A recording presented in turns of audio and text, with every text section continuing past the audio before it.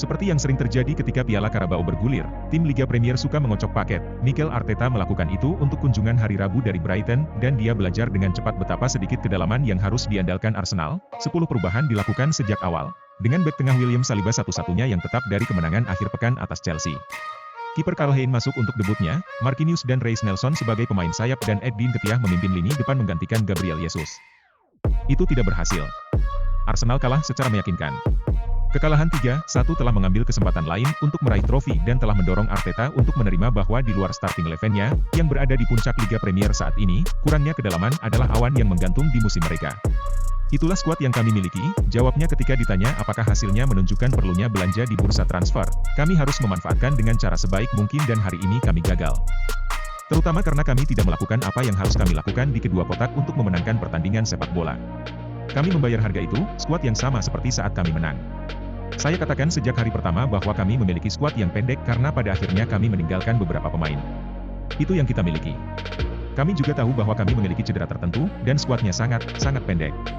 Kami telah mencoba untuk mengelolanya dalam situasi sebaik mungkin. Sama saja ketika kita memenangkan pertandingan sepak bola jadi tidak ada alasan, Arteta juga bukan satu-satunya yang khawatir. Gary Neville benar-benar yakin bahwa Arsenal tidak mampu mempertahankan bentuk awal musim mereka.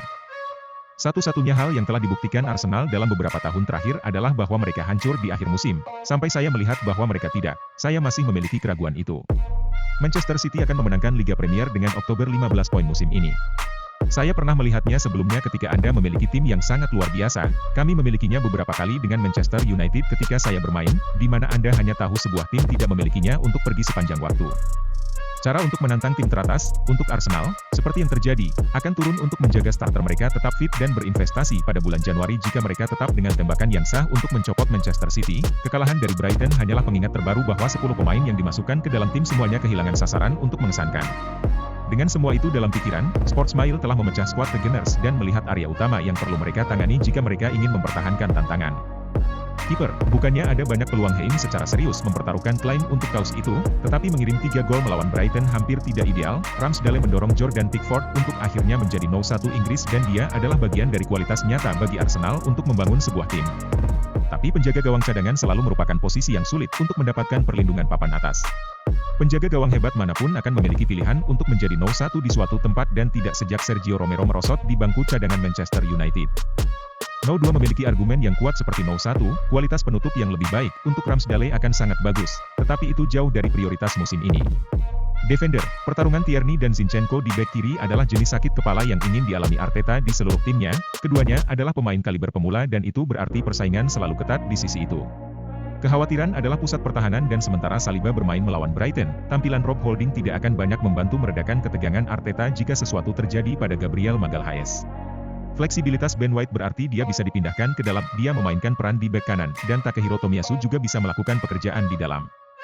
Mengingat Dewan memberikan sanksi 50 juta pound sterling pada White, masih harus dilihat apakah mereka akan kembali untuk bek tengah papan atas lainnya. Cedric Soares di bek kanan juga harus waspada. Itu adalah area terlemah dari lini belakang mereka. Layak dijelajahi fullback baru pada bulan Januari. Midfielders, ada beberapa landasan tim di departemen ini, beberapa Arteta yang tidak dapat dinegosiasikan. Tidak ada seorang pun di skuad yang dapat memberikan jenis layar dan penutup defensif yang Thomas Partey bisa ke sisi ini dan sementara Mohamed Elneny adalah bagian rotasi yang baik. Harus menggunakannya dalam perburuan gelar akan terbukti bermasalah. Masalah ini tengah lebih merupakan kurangnya penutup perisai daripada kreativitas.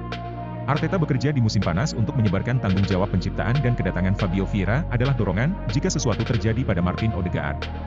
Emile Smith-Rowe menjadi sosok yang terlupakan musim ini setelah tampil impresif di sejumlah momen besar pada 2021-22. Fakta bahwa level kualitasnya tetap terjaga adalah bukti dari apa yang sedang dibangun Arsenal. Penggunaan uang yang lebih baik daripada playmaker kreatif lainnya, tetapi perlindungan berkualitas untuk Partey harus menjadi prioritas. Penyerang, sekarang kita berada di tempat yang lengket.